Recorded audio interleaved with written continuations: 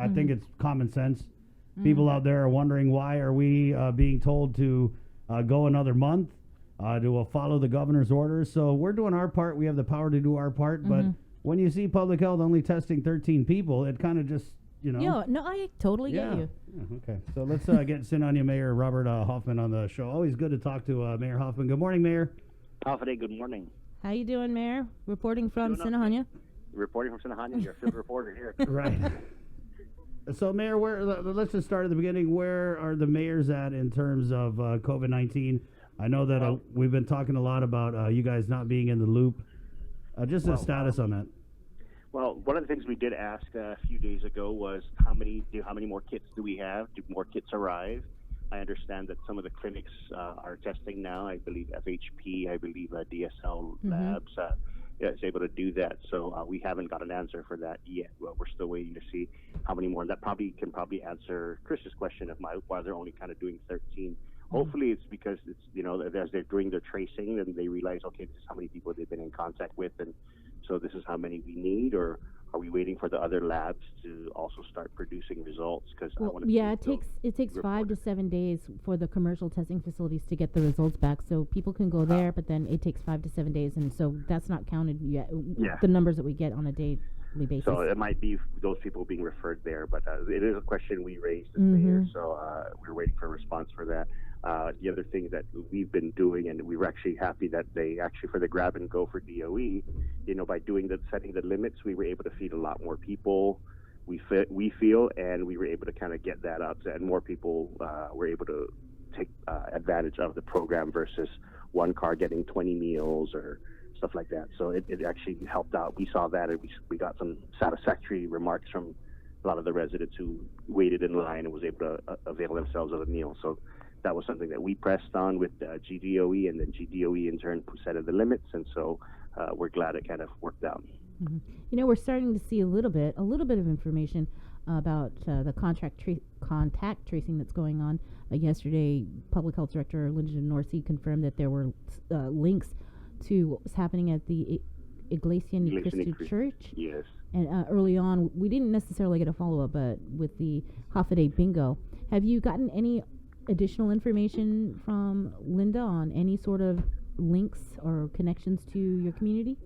Not that we know of. Everybody that was involved, I guess, within the first wave, we all got our all clear calls on Friday, and a few days last week. It was staggered depending on what day they were at, either the center itself or whichever else. So we were actually very pleased that all of them kind of got the all clear. I actually got a call from a resident who I didn't know that they had COVID, and they called and goes, I heard you talking on KOAM about the COVID. I just want to let you know I'm one of them. I was like, really? Okay. I did not know that. Now I know. Oh, so wow. They are revealing themselves to us in that manner. And what, he's at SNU, and he just wanted me to check on his wife and how she's doing and stuff like that. And so we communicated with the wife.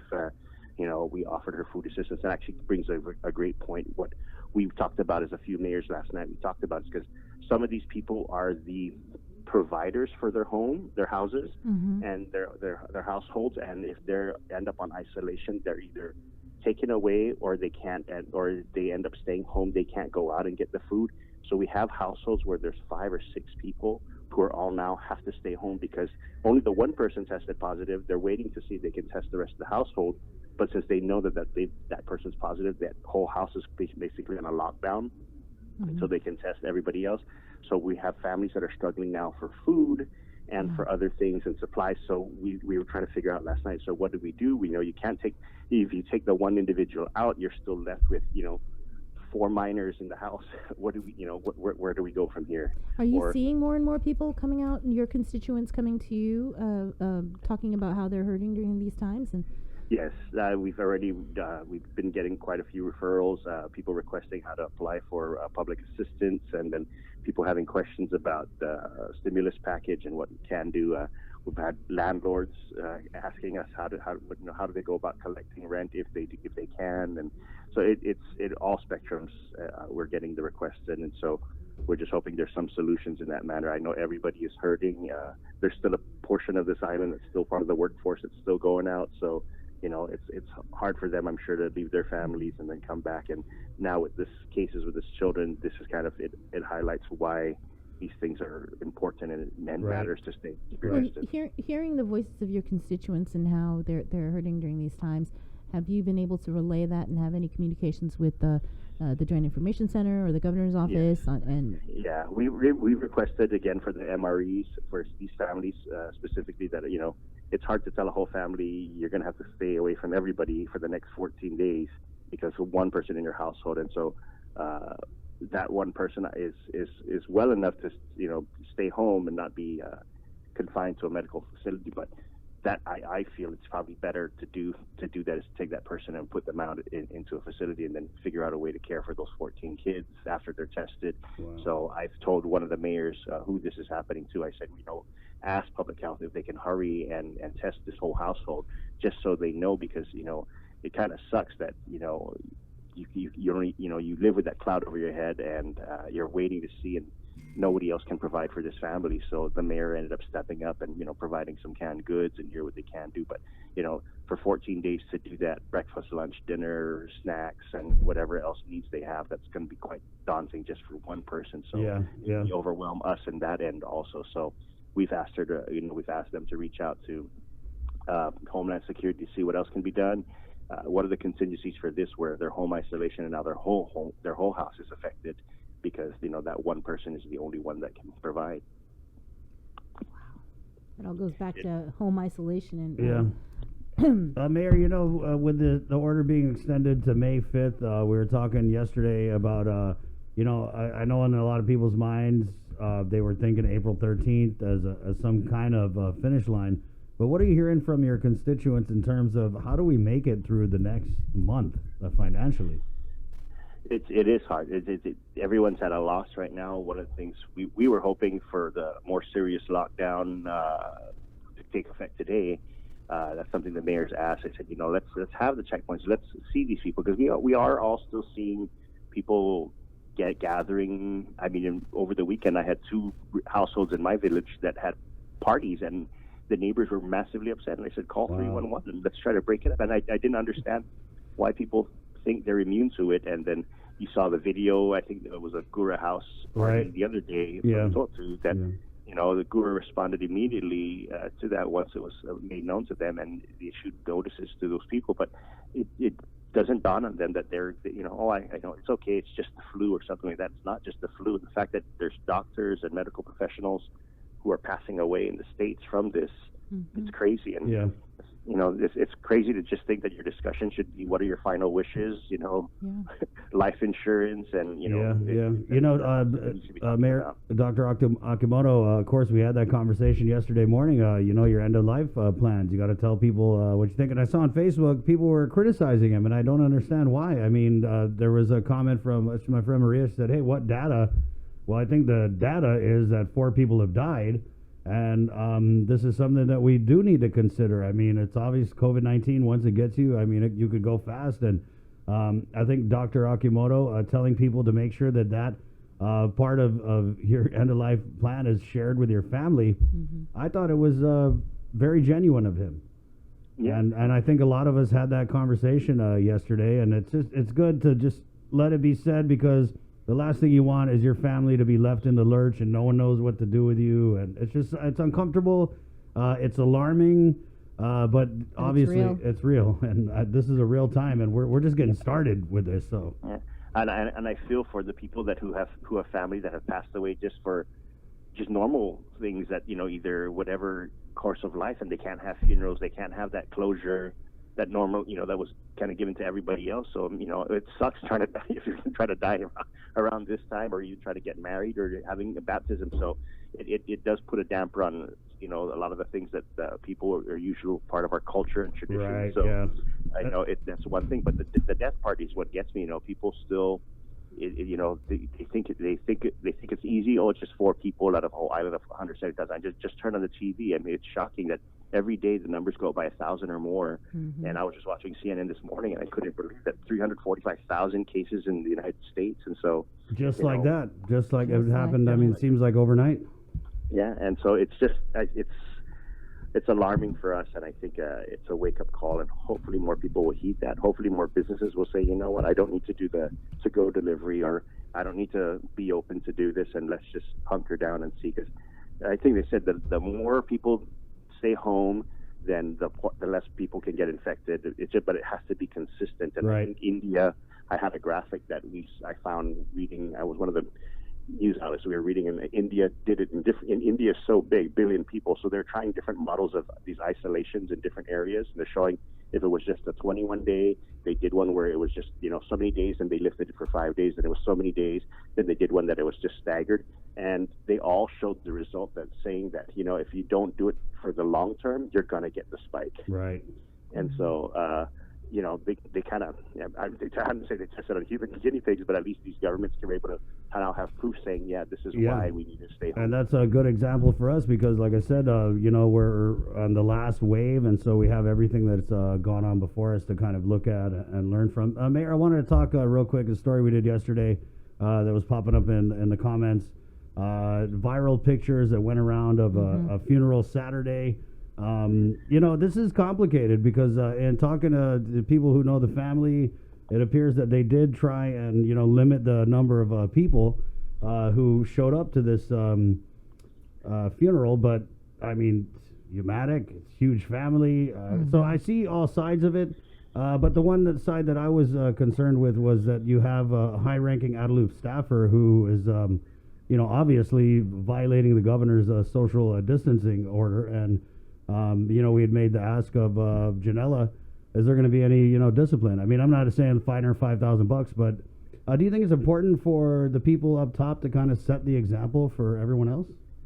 Yes, it is, and I think that the really hard part, I think, is, as anything that anybody does, it's always family first. No matter what, end of the day, family's going to be there for you. A job is a job, and all these other things. So, I think that's what trumped that in thinking about that. These are their immediates on their end. So, I believe it's personal for them on their end, and whatever explanation they had, I hope it's good enough. No one's had, everyone was there for a different reason to grieve, to lose two parents. That is hard, especially having, I believe, 11 kids.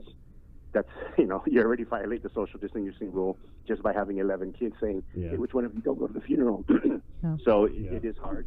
And these 11 kids have their spouses and their wives, and right. So it's. So how do we do that, Mayor? Do we do that like 10 people go in and do the viewing, and then they go out, and then another 10? Because I mean, this is real. This is something that, and what I had a problem with is this is something that you hear it. It's so heartbreaking. Other families are adhering to these rules. I'm pretty sure they have big families too, but I just feel like we got to be consistent here. As uncomfortable as it is to talk about, and I just can't wrap my mind around the people who have COVID, they have to get buried in 24 hours. They can't see their relatives. I mean, regular deaths, and it's just a lot. It's a lot. It is difficult. When we did we did one of the last funerals that were allowed before the number was reduced down to 10.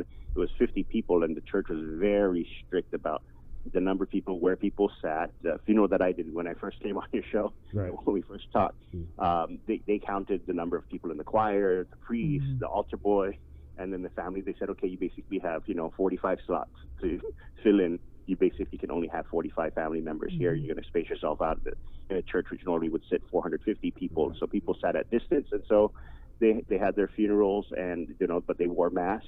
And this was early March or mid-March when we did this. So these families took it very seriously, and then the burial was even more private. Not even the 45 people. They didn't have visitors. They just came in, had the mass, and then they left. Yeah. Easter's coming up this Sunday, and so we can only hope that people still follow the social isolation mandate and not, have parties. Yeah, I mean, it's crazy. Especially with all these children that are thinking, we're going to go hunt. I think what's got to guide us, and it's so unfortunate because we're a family-oriented culture. I picked up some donnie from a friend last night.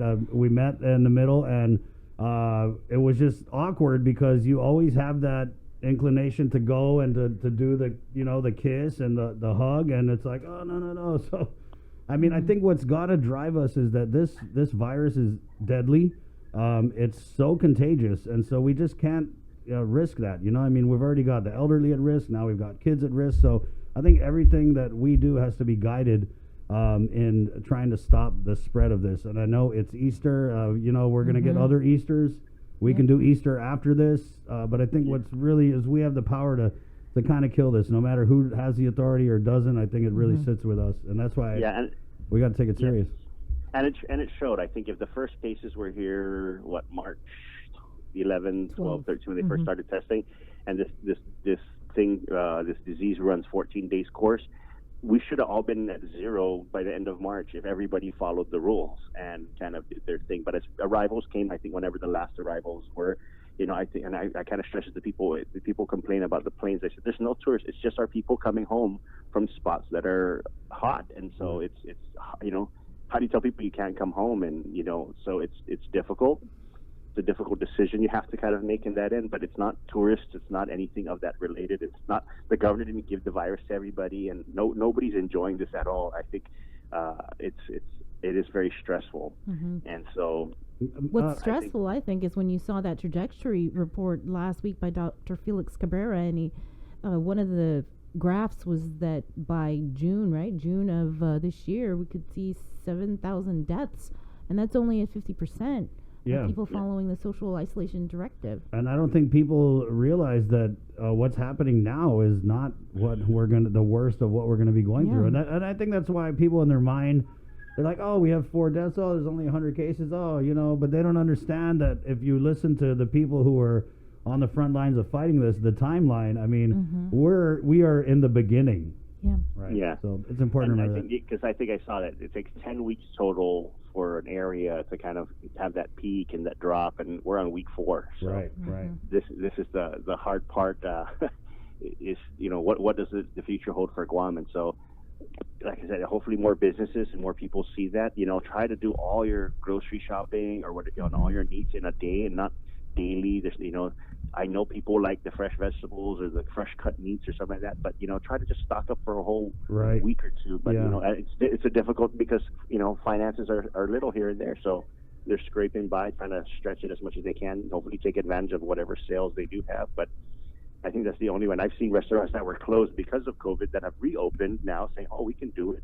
Because everybody else is doing it. Yeah. So we're going the wrong way. Yeah, Mayor, so I know that you were one of the voices that was really calling for a strict lockdown. I want to get your opinion because I value it. Over the weekend, with what we saw where there was an anticipation that a lockdown was going to be announced, it wasn't announced, and instead the governor came out and said, I need the senators to do legislation and give me a power. What was your take on all that? We a lot of the mayors already made our little placards for our vehicles because we have employees that we basically just said mayor's office, essential employee.